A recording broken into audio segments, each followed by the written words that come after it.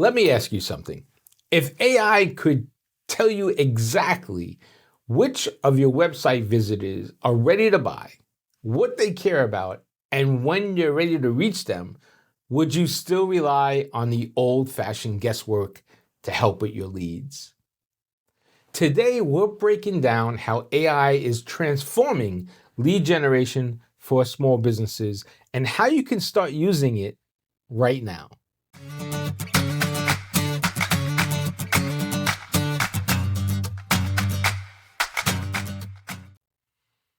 Hey everyone, I'm Professor Ken. Welcome to Omnichannel Grocer. This is your go-to source for AI-driven strategies, tools, and real-world tips that help independent grocers connect with today's shoppers across every channel.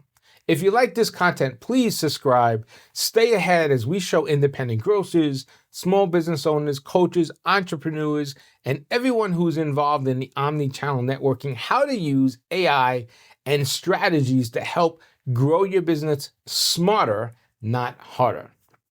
So today we're diving into a topic that could change how you get leads, how you understand your audience, and how you scale without burning out. And this is all using artificial intelligence for lead generation and even for market research. So in the past, getting leads could mean cold outreach, right? Guesswork, scattergun offers, and just hoping for the best. For small businesses, that means a lot of time, a lot of cost, and often very inconsistent results. So now here's the shift. AI is no longer just for larger firms. It's become affordable. And according to an IBM study on AI for lead generation for small businesses, AI now allows these businesses to automate and streamline and even help capture these leads. So AI tools can now analyze data from the website visits, the social media, CRM systems, and help us be more strategic. For an example, AI now can help identify form submissions, which are more likely to convert, or even which content drives leads rather than just visitors. In fact, there was a recent Salesforce study that surveyed small businesses, and they found 91% of all these small businesses using AI say that it boosts their revenue. So here's the takeaway. If you're still relying on the manual process and intuition for lead gen, you're missing a major opportunity. Here are 3 actionable tips that I think you can implement today using AI to help with your lead generation and even market research. So tip number 1 is to automate your lead capture and your qualification using AI-powered tools. So make sure that you're capturing leads and qualifying them automatically rather than your basic email form. Use an AI-enabled form or even a chatbot that can ask 1 or 2 extra questions. So for example, what challenges are you facing today? Which product or service are you interested in? Then you can route this lead and score it accordingly. Now, why does this matter? Because AI is helping us prioritize high quality leads by analyzing all the behavior that we have. Now, think about this. Imagine analyzing the behavior data of website visits, email engagement, social media activity, and being able to assign those scores accordingly. So how I implement this today would be to maybe add a chatbot to your website. Maybe the chatbot should ask, how can I help you? And collect that contact and detailed information in a 1-line question about the challenge that they're facing. Then feed that into your CRM, tag the lead, and set an automated follow-up email. That could be very helpful. Tip number 2 would be to use these AI-driven insights to help personalize your bio link, your offers, your content. Treat your link in bio or your landing page like a dynamic lead generation engine, not just a static list of links. AI tools like PushBio, for example, show how you can use AI to see which links people are clicking onto, which offers they respond to, and show them what's most likely to convert next. So implementing this tool today would mean picking your most clicked link or offer, create a second variant like book a free consultation or download a free guide, and use an analytic tool to help track this link to see which one performs better. Swap out your most powerful offer at the top of your link and in bio and make sure that you're getting that attraction. And over time, you're building data-driven funnel rather than guesswork. Tip number 3 is to leverage the AI-based marketing research to refine your target segments and even your content. Use AI not just for lead capture, but for market research to understand your audience, what they're interested in, and when they're most likely to engage. Now, according to Outreach's AI lead generation guide, one of the major benefits of AI is precision and scalability. It helps analyze behavior patterns and pipelines, so now you can focus on the highest value leads. So implementing this today would mean to export your email list or your website data, let's say, look at the behavior, which pages are being visited, the time of day, the referral source, and then use an AI tool, even something simple like an AI-powered dashboard, analytics, or something like an add-on to detect these patterns. Adjust your content and your outreach timing accordingly, for example. Send your offer when your audience is most active.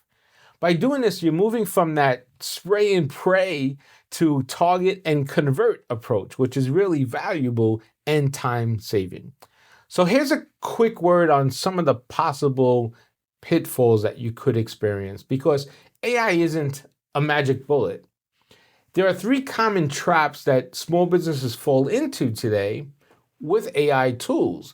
Number 1, there's tool overload. Without strategy, every AI tool out there could be complicated, and buying every one of them is not good because they may not align with your lead gen process. Another pitfall would be ignoring human input. Remember, behind every AI tool is a human, and AI helps, but you still need to craft the right message, the right offer. That human connection exists and is very important. Lastly, you don't want to neglect measurement. In fact, you have to measure, right? That's part of marketing: goal, strategy, execution, and measurement. If you don't track your lead quality, your conversion rate, your acquisition cost, you won't know if your AI efforts are paying off or not. Successful AI in lead generation requires defining these goals, aligning the tools with your systems, your CRM, your email, and even training your team.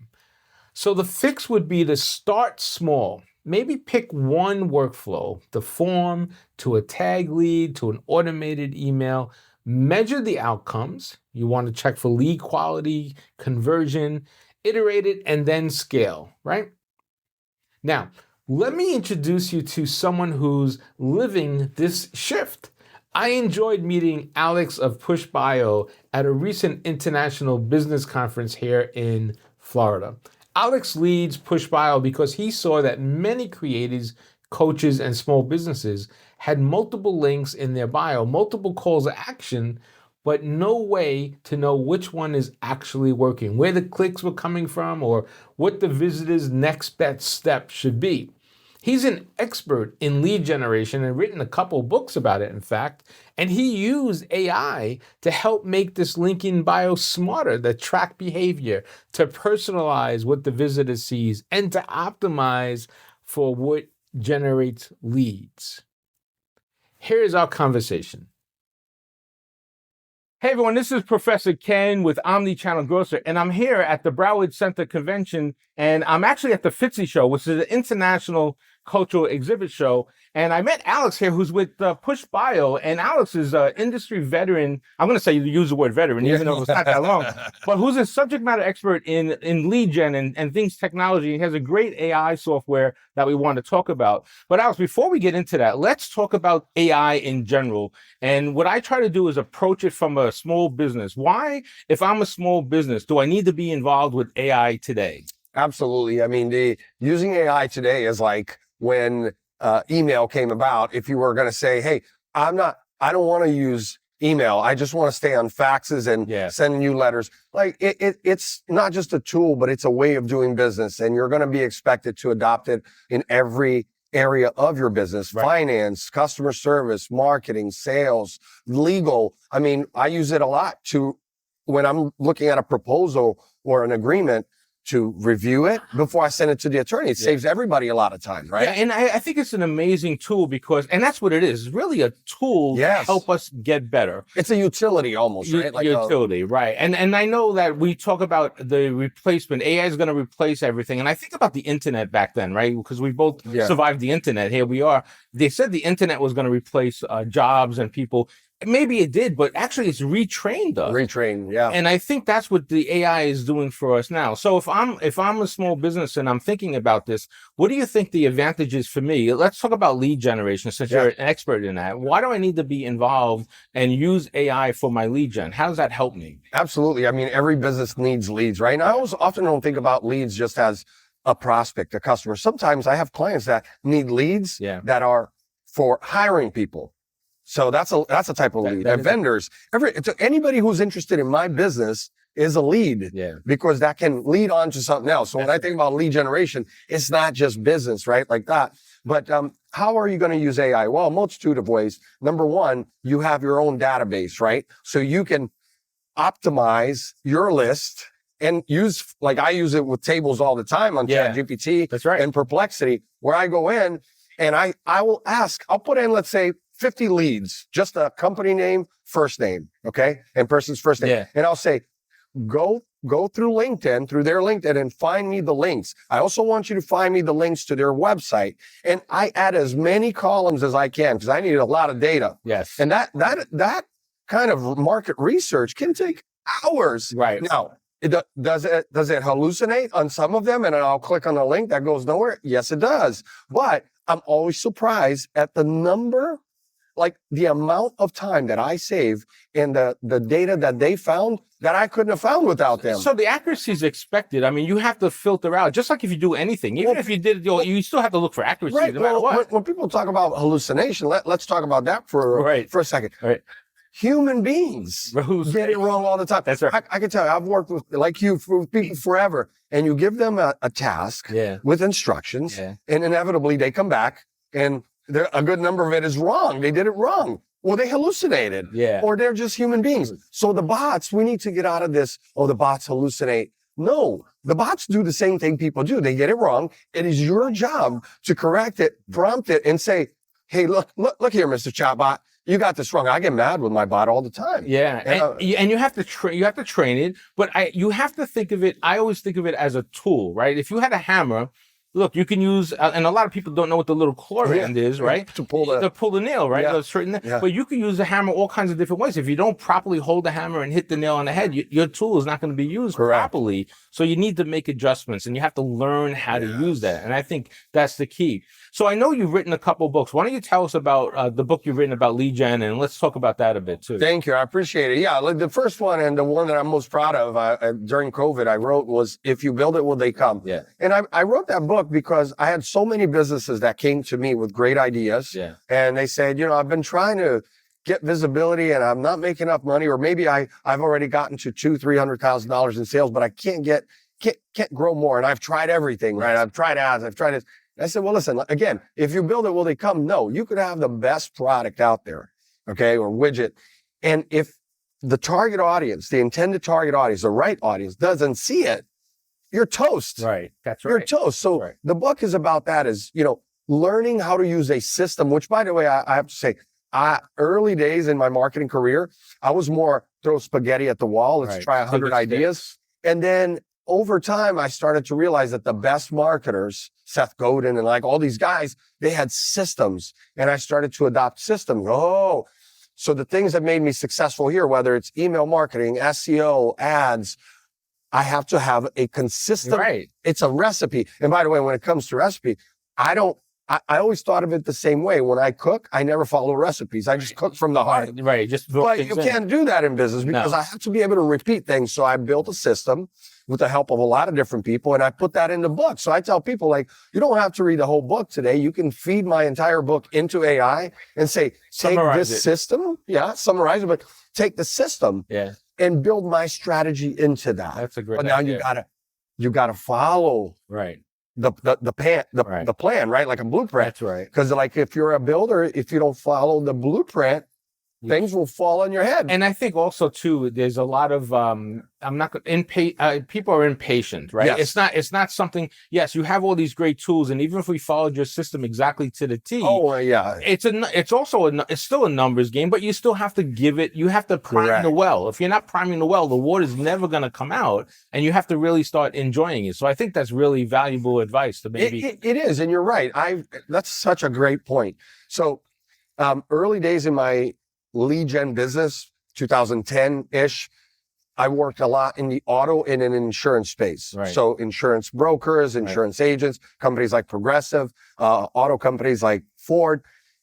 No two companies selling the same product or service, even in the same market, could I use the system exactly the same way. Right. Because you got to take branding into consideration. I got to take their actual database of customers that is unique to them. Yes. And then their actual workflow is going to be different. Yes. Like we were just talking about when you go to certain hotels and hospitality, they have their secret sauce, right? They're going to give you a cookie or they're going to do this or a chocolate. Right. So we all have unique processes in our business. Like you were talking about your lunchbox. Right. That's unique here. Right. That's right. Right. And people like that. That's exactly right. Yeah. So I think that even within the system, you find what makes you unique. Tell your story. I was never because I wasn't more on the branding side. I was more on the lead gen side. Right. Just generate leads and calls. And it took time for me to buy into branding and storytelling and all of that being a thing. And today, more than ever, because of video, because of podcasts and social media, you have to tell the story. Yes. And I think that's cool. And one of the things you look at is storytelling and telling who you are, but what you do and why you need to be part of my life. Because I always look at building that relationship, and that's engagement, right? You can't start a relationship unless you know who I am, and you got to get to know me and things like that. And I think that's some of the things that maybe your software can help us. So let's talk about PushBio. Yeah, right. The QR code. It actually works. So tell us about PushBio. Why do I need to be part of that software today? Yeah, so PushBio, we built it right at the beginning of like COVID as a QR code reader. You know that kind of QR codes came back. It was around for and they died, and then COVID brought them back. Like podcasts. Podcasts used to be 2008, 2009, nobody cared about it. COVID came and then they blew up. Thank goodness for COVID. Yeah, exactly. In some cases. So we started with QR codes, then we went to link shorteners so it could replace your Linktree, your Bitly, all these tools that what we saw in the last 5-6 years, a lot of these software companies that have solved a pretty straightforward problem for small business owners, solopreneurs, their pricing through the roof. Well, link traffic is like 15 a month now or something like that. But you're going to spend, to build a small marketing stack of 15 tools, you're going to spend hundreds of dollars, not to include the fact that you got to log into each one separately, and learn the different nuances. Yeah. So we said, look, how hard is it going to be now that we have AI to build a tool that can accomplish the things that a small team needs to be able to do without having a tech team and a marketing team. That's right. And that's kind of how PushBio grew. And now, we have a social media scheduler. You could build courses. You could build a membership, take payments, a media kit. I mean, there's just a lot of valuable tools that are not just features. Right. You're going to get the benefit, right? And I think that's the key. And by the way, I signed up relatively recently, so I'm looking forward to using it. And the one component that I'm really interested in is the trackable QR code. Correct. Which is phenomenal. Analytics, because I tell you, I've been using QR codes, like you said, they came back and I've been using them since they were around.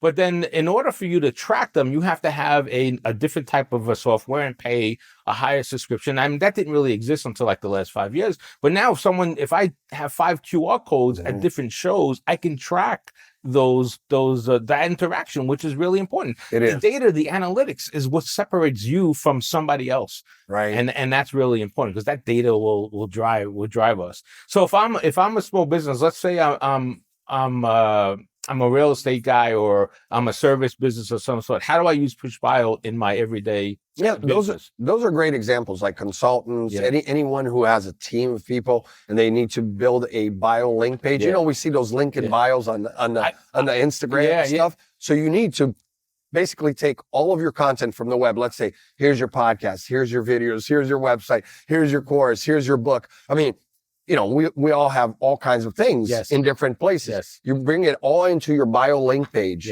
and you list them in there and you can easily embed. So we'll take your bio link page and embed this video in there, but also embed all the other things that you sell. Pretty cool. And it centralizes it. And then now from there, for them to be able to like make a purchase, of course, they're still going to go to that link, but it's easier for me to say, listen, guys, if you want to know everything about me, all the different things that are important today, it's there in that link. I use a competitor, okay, and I've been using that competitor forever, okay. So it's a tree type of service, let's say. But I think from looking at what you're doing, I could incorporate all that stuff and make it a little more enriched. Correct. And that's what I'm doing now. I got a question a couple months ago. I was at a business event, and the question was, do business cards still matter?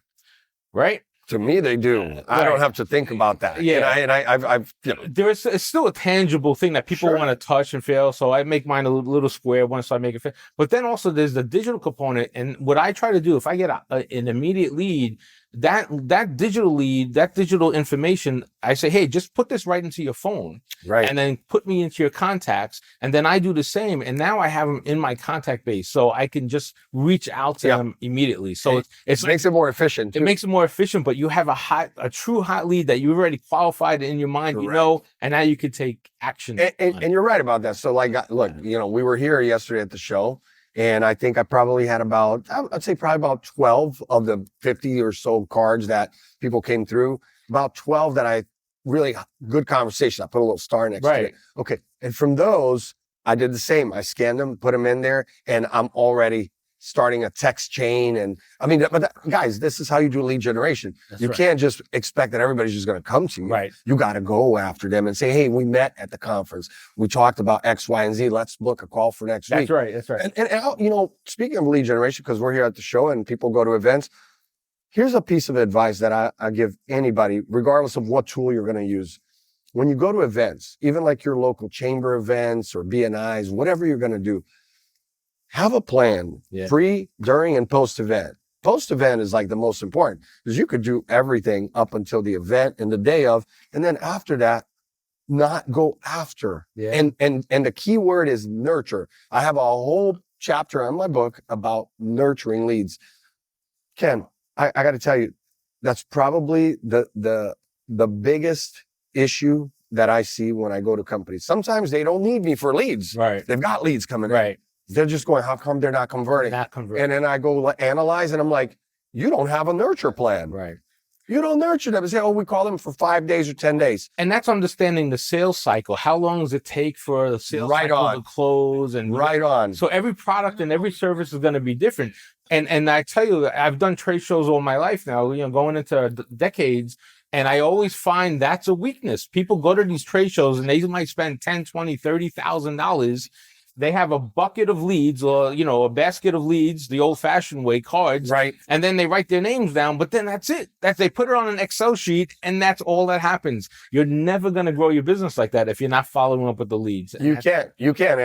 And speaking of that, at this convention center, I think maybe about 10 years ago, I met a window company. We were at the show. He became a client. Yeah. And impact windows are big money. Yeah, big money. You're talking $30,000, $50,000. That's like the average job here in Florida anyways, right? And I looked at his lead gen pipeline. I said, guys, you call people for a month?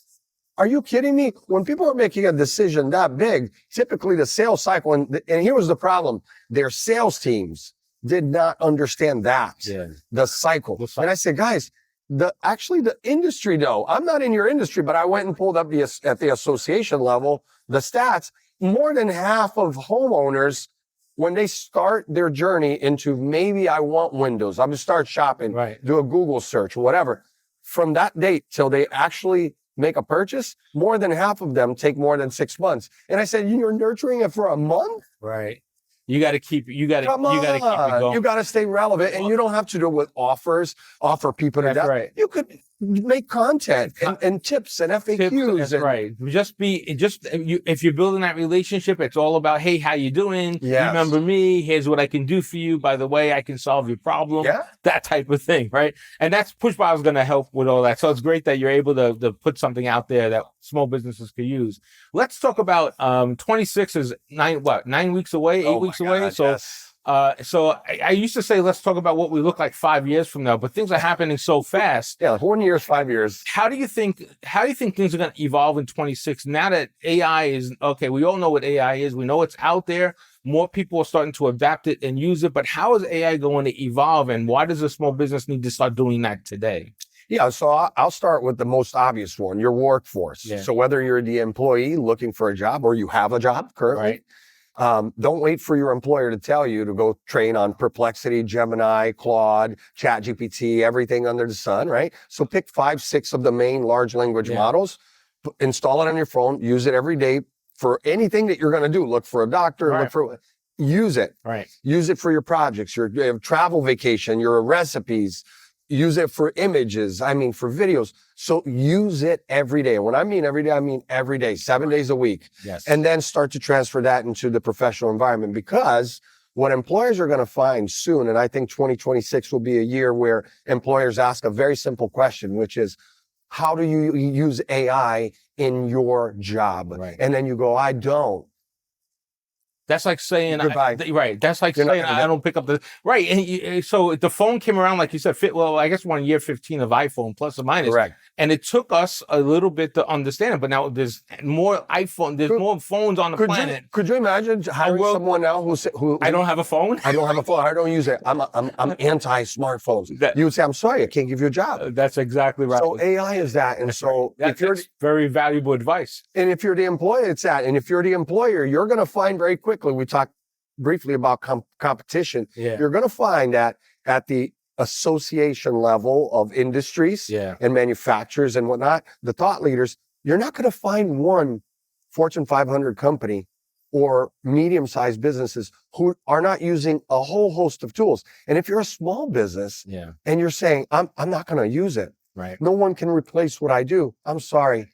You're missing out. You're missing out. And the fact is that by 26, going into 27 even, I'm looking a little further out, the cost of AI and implementation and the tools like PushBio, as an example, have come down so significantly that if you're a small business, you can get in the game and you can start. And I like your advice about 15 minutes a day. And that's what I always say too. Learn something. I'm a baseball guy. If you don't practice picking up a ground ball, taking a swing at a ball, throwing the first base, you're not going to know the fundamentals. You just got to get in that and start practicing and use it every single day.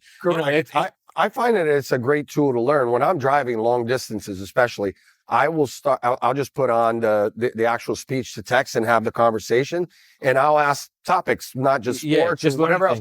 If it's a new book that came out, and I know I'm not going to be able to read it anytime soon, I'll give the title, the author, and I say, I want to have I'm not looking for you to summarize it, actually. I want to have a conversation chapter by chapter. Yes, that's great. I'll end up driving for a half an hour, 30 minutes, and I'm talking to it. Right. Well, learning is key to your success. That's right. Right? So I think, look, if you're a business owner who is not right now using one of those 5, 6 tools, you are going to fall behind. Right. And no way, shape, or form are Ken and I here saying that it's going to replace humans. It's just going to empower us. And what's important is that you have guidelines. I do guidelines with my employees. Yes. They're guidelines, guardrails. And we created an AI policy internally, and we created with AI. Right. With an AI policy for our website. So what we do with our newsletters, with our podcast, everything that we do, we let people know where we're using AI and how. And then we go deep into the source,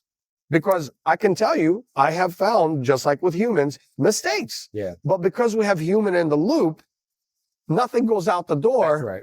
if it's not handled by a human being. So again, and now in some cases, Ken, I'm saving 5%. Right. In other cases, 50% of the time. Yeah. That's real money. That's real money. Not talking about a couple $1,000. No, real time and more efficiency. And I think it helps connect to your consumer at the end of the day. And then maybe you could take that money, invest it, or pass it along, or do something with it, or possibly, here's a crazy idea, you're saving some money, maybe you can hire an extra human being to actually do some human being work, right? I agree.